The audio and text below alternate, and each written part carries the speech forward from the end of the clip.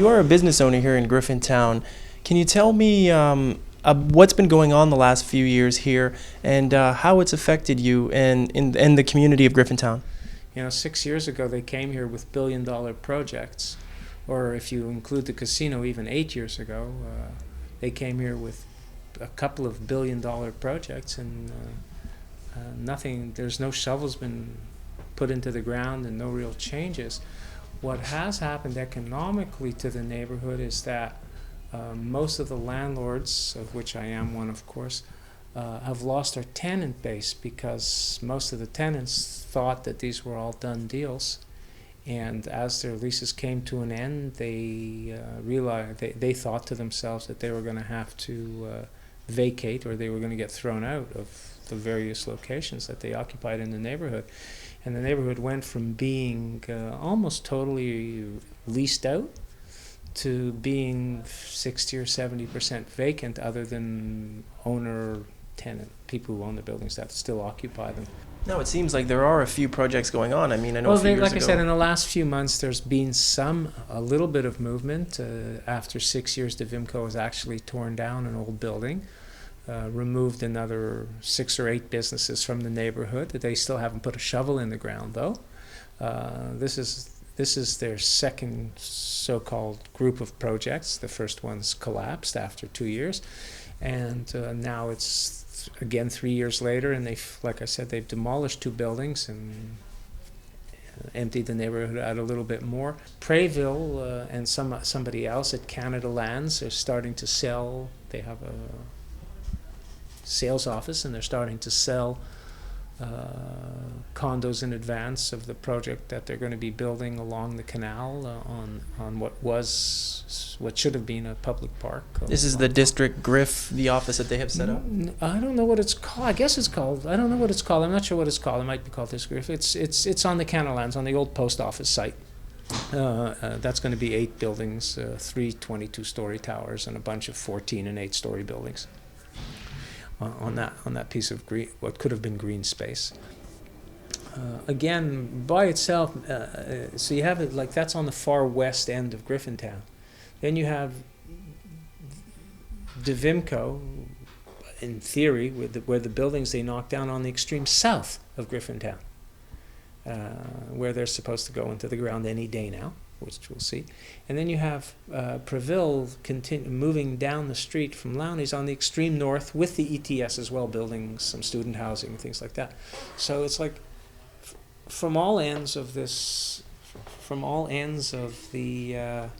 neighborhood, you have this exterior building, and they're not building one next to each other, but they're taking one place and sticking up a 20-story building, or 2 20-story buildings in the Vimco's case, and half a dozen on the west end at Canada Lands, and another 6 or 7 across the street here on the north end between the ETS and Prayville.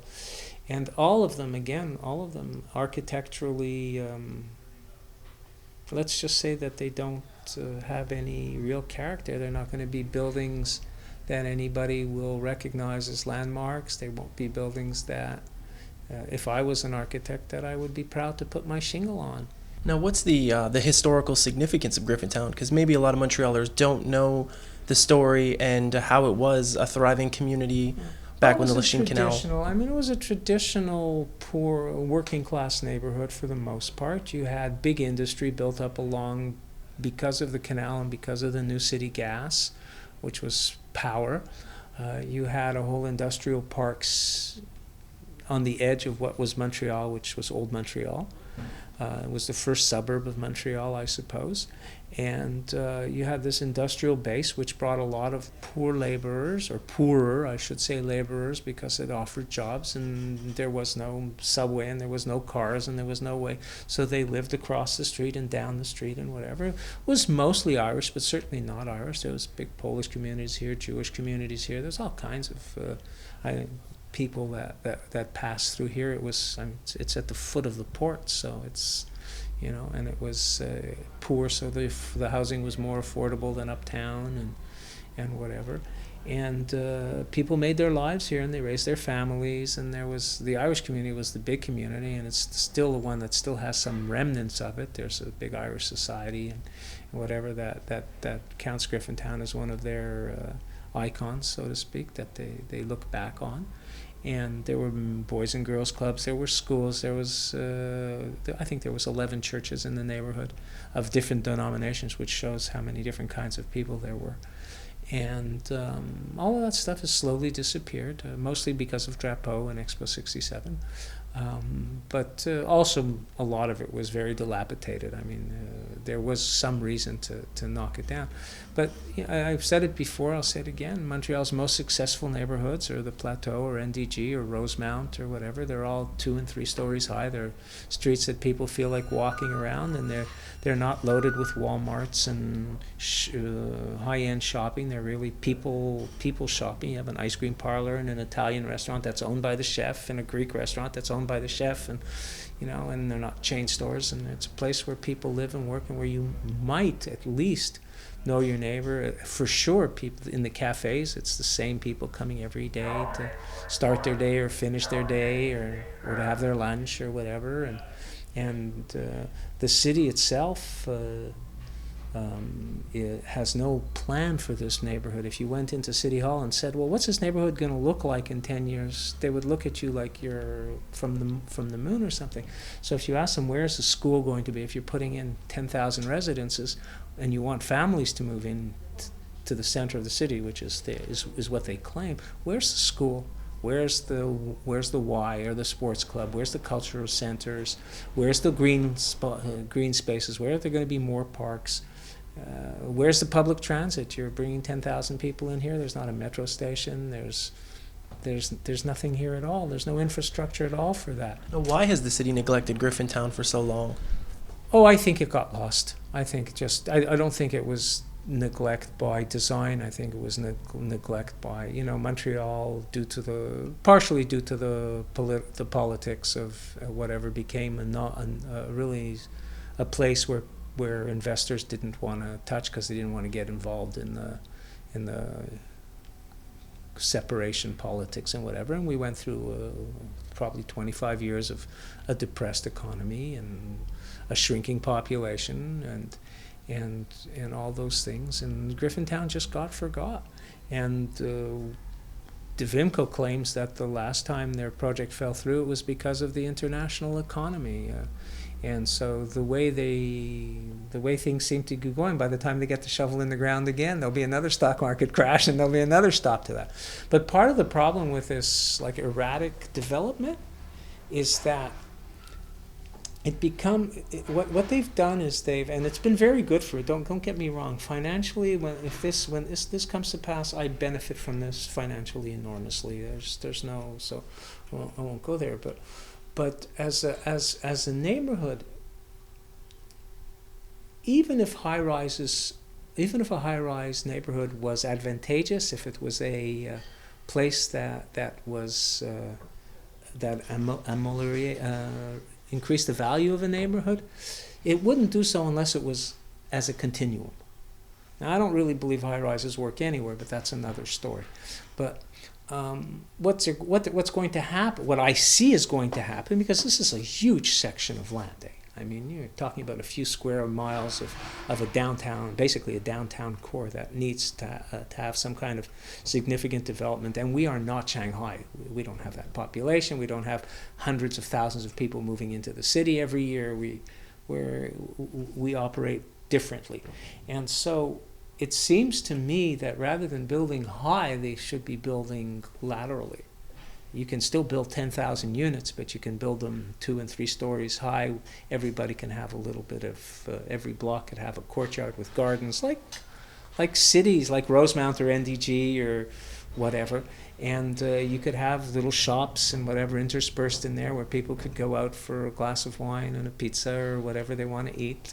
I know they say they want to increase the density to bring people back from the South Shore, North Shore, people who've gone out to the suburbs. Do you find that would work? Well, they're fighting all kinds of issues there. I mean, there's people who move to the South Shore because they think that for whether they're right or wrong, that those communities are safer for their children, that they're more homogeneous, which is a rather nasty, from my perspective, nasty point of view, but some people feel that. As to whether people will move back downtown into apartments with 3 kids, without schools nearby, without parks, without YMCAs or cultural centers that are planned and that they know about, I have my doubts. Yeah, what's most interesting about Griffintown, and I think what the city and DeVimco weren't expecting, was the opposition, because there's a small group of residents here, not very large like other communities. How were they all able to organize and to educate Montrealers about what was happening in Griffintown? I'm forever hearing people, especially, mostly, it bothers me most when I hear it from young people, but I'm forever hearing people, my peers, my elders too, saying, oh, it's a system, you can't beat the system, you can't, yeah, you just have to accommodate to it and whatever. And I just don't believe that. I think that if you write a letter, somebody might actually read it. I think that if you make a little bit of noise, somebody might actually listen. And the media is a manipulator, but at the same time, they're hungry for stories. So if you present an issue, they grab onto it. I guess that's a kind of manipulation too. You say, here, you call them up, you say, I have a story for you. You call up 20 and one shows up because he doesn't know what to do for tomorrow's newspaper story or for tomorrow's radio story. And as soon as one of them has it, well, it's a competition. All of a sudden the trucks are floating around. And then DeVimco announces that they're going to spend $1 billion, so the trucks are flying all around here. And they come and knock on somebody's door, and because there's only, I don't know, 100 people, 50, whatever, how many people down here all the time, they come and they knock on the door and they find me and I'm outspoken, so, and they like, I suppose whatever, and we talk, and there's this kind of battle, this giant battle between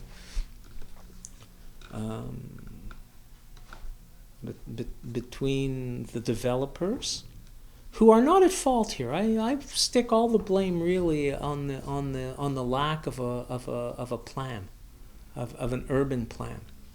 There's a real issue in not having an idea of what you want your city to look like.